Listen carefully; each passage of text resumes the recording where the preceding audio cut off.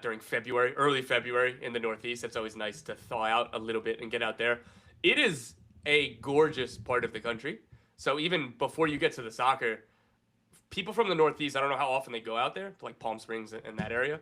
I absolutely love it. Like, I remember the first time I went, I was like telling my wife, like, if you ever want to go, like, we have to go. This is incredible. Like the desert, but the mountains and then the green, it's awesome. In the soccer sense, this is a great time, like for me personally, when there's 10 or 12 MLS teams at any given time, all within a 30-minute radius of each other. It's just a lot of Ubering to hotels and training fields and watching games.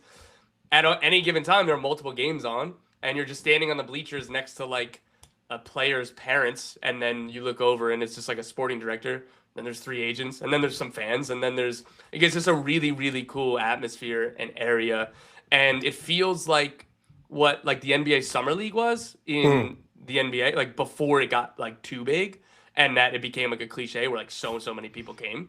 This is something that I can't say enough positive things about, and I'm thoroughly upset I will not be able to go there this year. It is one of my favorite trips every year. The rumors or reports are out there is that you're just going to name your child Coachella in honor. CVI is going to be the kid's name. CVI, the birth in Brick, New Jersey, which we're works very for a boy or excited girl. about. Yeah, of course. That's the beauty of the name. That's why I came with it. I agree with you though. I've been thinking of spring training. So many people plan these trips around going to an Arizona or Florida. You get out of cold weather, you get to see your team, and the energy and environment around it is very different. As we're going to talk to Greg Berhalter in a moment, and he mentioned like there is a different vibe, and therefore players and coaches are a bit more accessible and a bit more open to talk to people. Jordan, you've been in a preseason. Yeah. What does a break like this sort of feel like for players, and how does it help teams get ready for the season? Well, it helps so much because at this point of preseason for all these teams, they're probably going to be together 4 or 5 weeks. And when you're in preseason for 4 or 5 weeks, all you want to do is kick somebody else. Like you're sick of the inter squad scrimmages.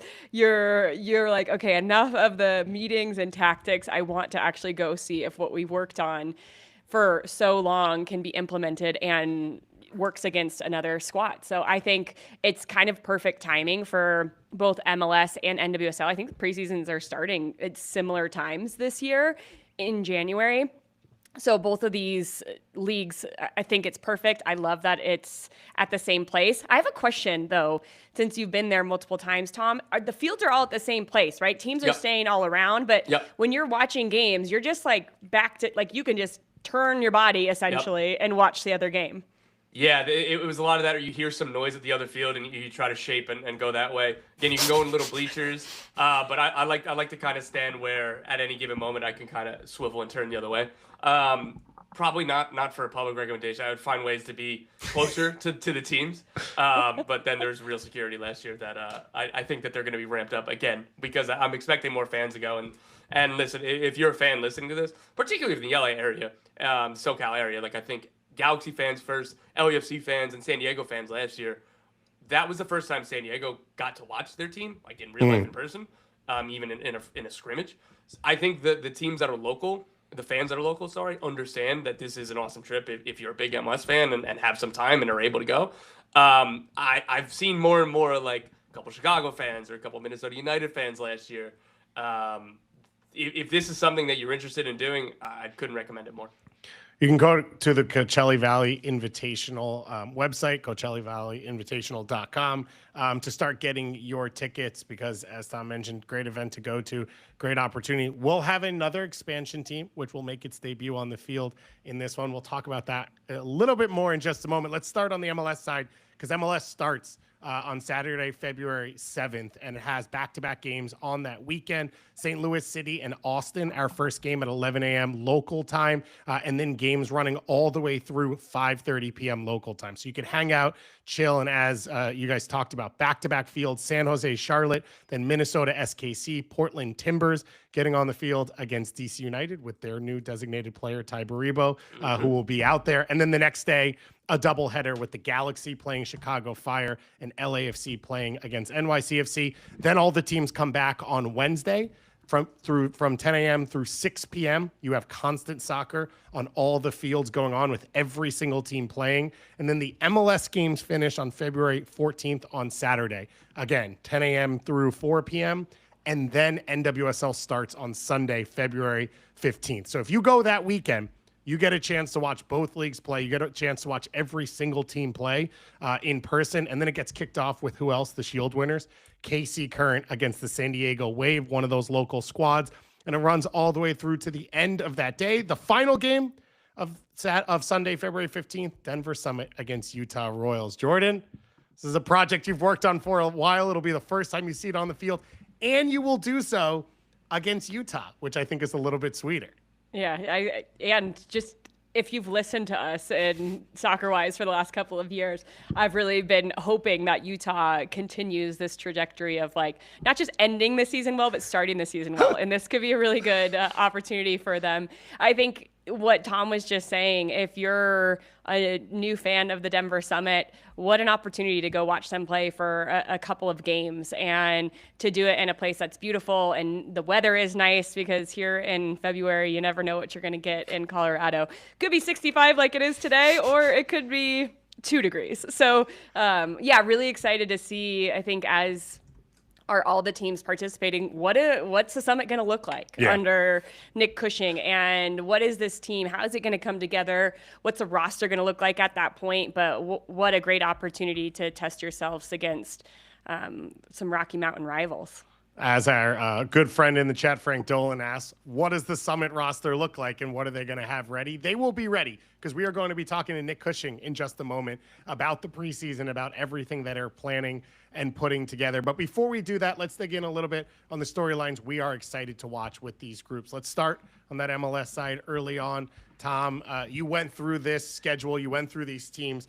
What are you looking forward to seeing for the first time at this Coachella Valley Invitational? Yeah, and it's all going to change over the next, 7 weeks before this tournament starts with all of the offseason moves that are happening. So the 5 teams I'm most excited to see is going to be balanced for new signings and just intrigue and questions about putting these teams together.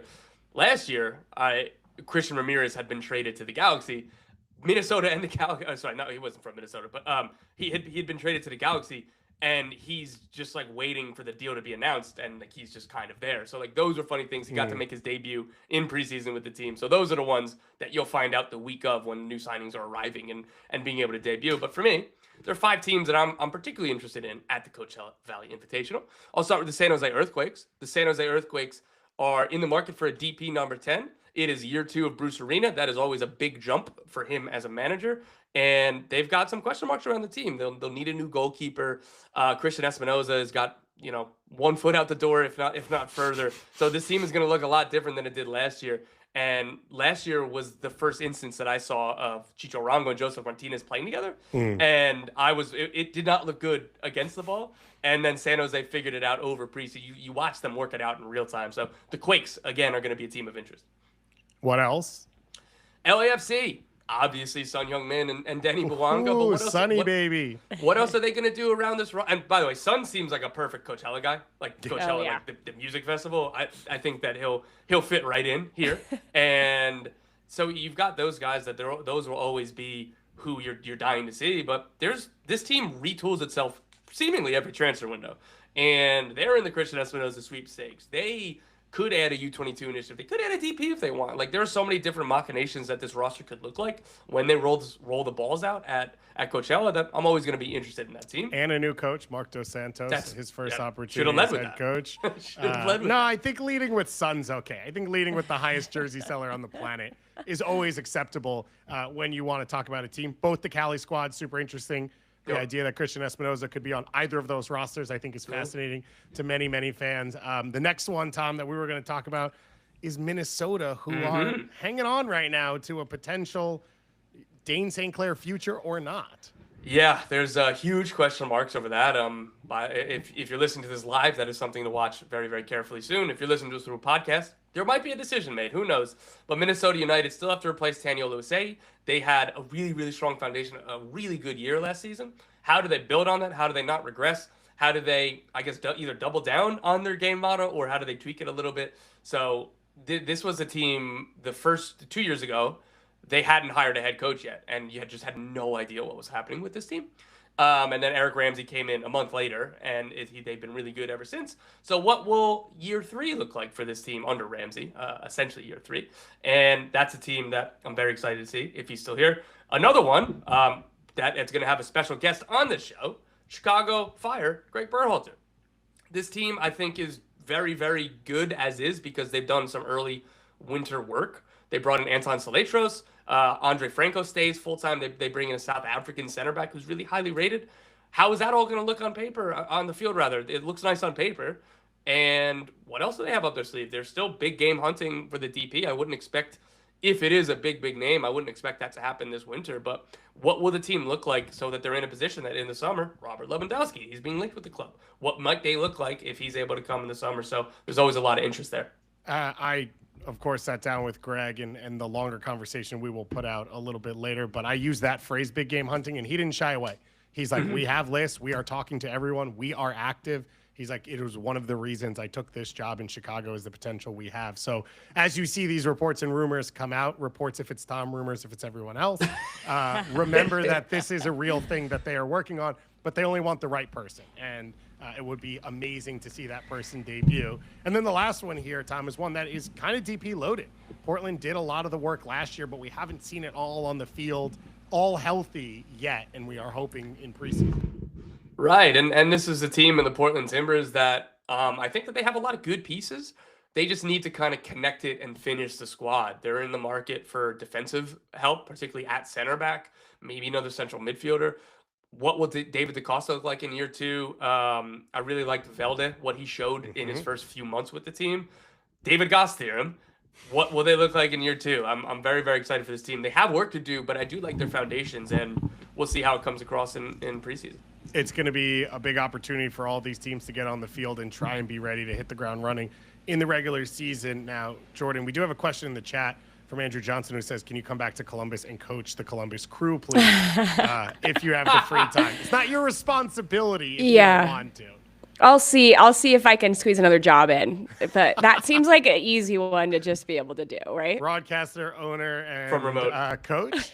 I think that there could be no conflicts across all those roles either. I don't think so. But as a head coach, what are you most excited about on the NWSL side of things to see at this tournament? Yeah, I love Tom just running through that MLS stuff. And I think in general, I'm excited for that one weekend where it is both MLS and NWSL. As a fan of both leagues, that's the weekend I would go because you get to see a little bit of both all these squads. You get to see both leagues, and it's on the weekend, so you can go in, get out. It's perfect. So, just in general, I love that idea. And then I think on the field, we got to talk with the big news that just dropped today. Right? Is Sophia Wilson signed her extension with, or opted for her extension year with the Portland Thorns. And there was a lot of talk about Wilson over the last year, out on maternity leave, had her daughter Gigi, and now what was that going to look like? Was Portland going to be able to retain her? And this Portland squad, with the roster they had, Goss, we've talked a lot about, did a really good job of finishing third. Yeah, without Sophia Wilson. And for her, put out a really good video earlier just about how motherhood has changed her and how she hopes to come back and be the Sophia that everybody remembers, but what else can she bring to this squad and how can she up the level yet again? So it feels like there's a real hunger and desire in what she's saying, and I think everybody's just excited to see her back on the field. So that's got to be number one for the Portland Thorns going into their 2026 season. What else do you look at when you look at this schedule and say this is my first opportunity to see this on the field? Yeah, I think schedule-wise, I'm excited to see that first game where it is Kansas City versus San Diego Wave. These are two teams who were excellent this year. Kansas City, big question marks around them. Who is going to be the head coach of Kansas City current? And I think the bigger question is, what's that going to look like? And can the head coach get the most out of the team as Vlatko Andonovski did? But that game between those two teams who have really good foundations, I'm excited to see on the schedule what that looks like. Another thing, and I'll just roll into San Diego with this, is this San Diego squad has done a really good job in their first year under Jonas Eideval. I think one of the things that shocked us all is their ability to score above their XG in that first half of the season, and then their ability to underscore in the second half. So can they become this team that scores goals and defends well? Because Jonas Eideval is really known for his defensive presence. He talks a lot about Klein, about making this field really small, winning the ball back in small areas, and defensively how structured he wants to be. But in the attack, I think there has to be a different level for this San Diego team, a level of consistency. So I'm excited to see what they do, what players they're adding to this roster in order to be able to do that. So that was another thing that I really was honing in on for this tournament. And the last ones I think you had on your list were the Rocky Mountain. It's not a Rocky Mountain Cup yet. That name already exists. Right. We're going to have to find a new nickname for this Utah-Denver Summit rivalry. Yeah, it's really going to be fun to watch how this unfolds, but I think Denver is one of the big stories. Just like San Diego was the big story last year in Coachella coming, the first time you got to see them, this is the first time you're going to get to see the Denver Summit play. And that is going to be really interesting. The roster continues to trickle out, and we start to see how this team is going to be formed and what areas that they have honed in on. Will it be a complete roster by that time? I think one of the things that San Diego showed last year is they kept building onto their roster through that first part of preseason. And so can you get to that place where the Summit going into this tournament feels a little bit more like a complete roster? That's one of the things I'm looking for over the next few weeks to see what Denver does. But to see the Summit jersey out on the field, I think a lot of people are excited to see what that's going to look like too. Yeah, I absolutely agree. And Utah, as you have said, every year you are excited and every year you are let down. But this is the year. I think You're so. not going to get hurt again.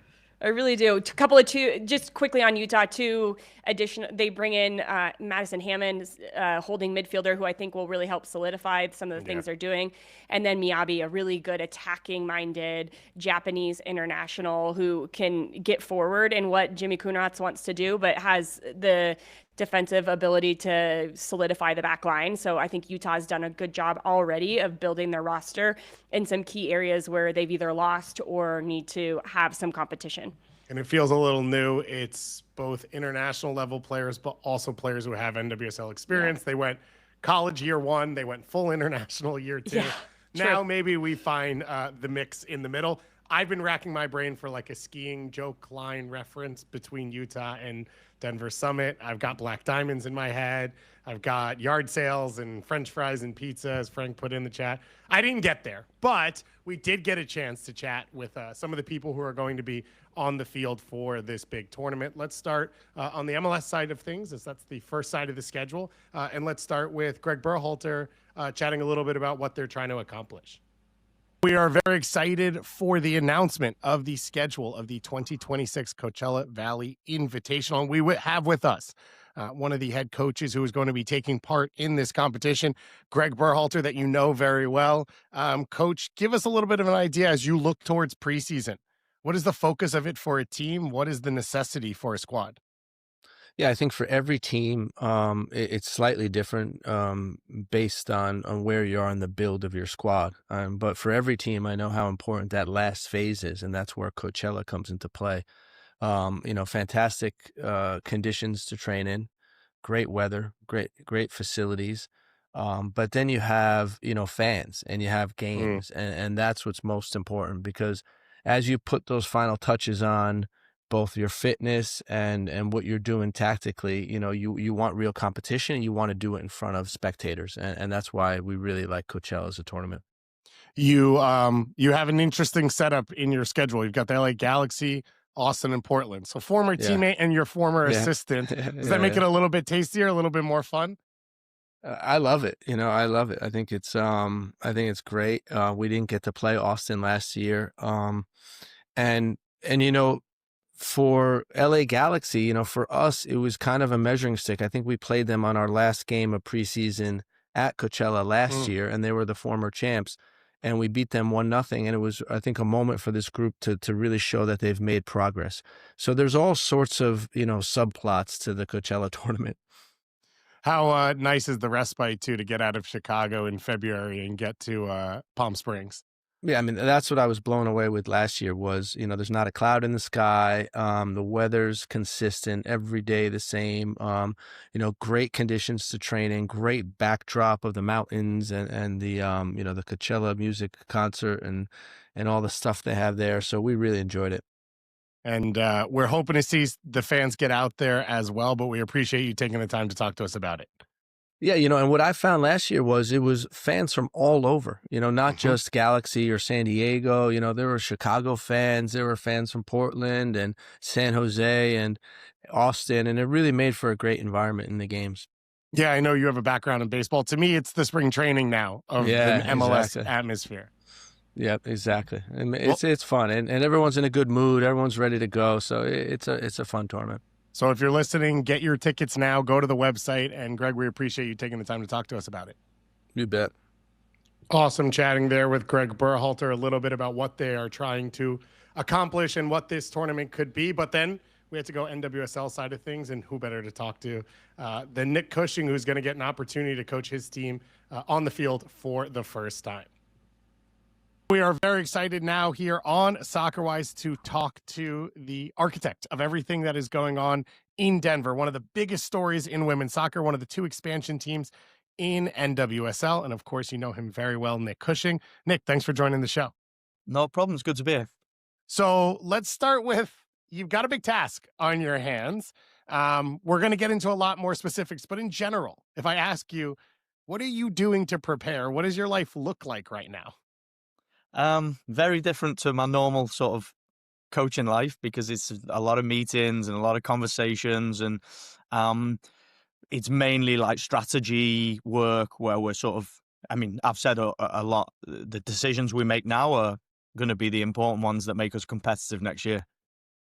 When you look at the work you have to do, what are the benchmarks that people should know about? What are the timelines that you're sort of looking at over the next 3-4 months?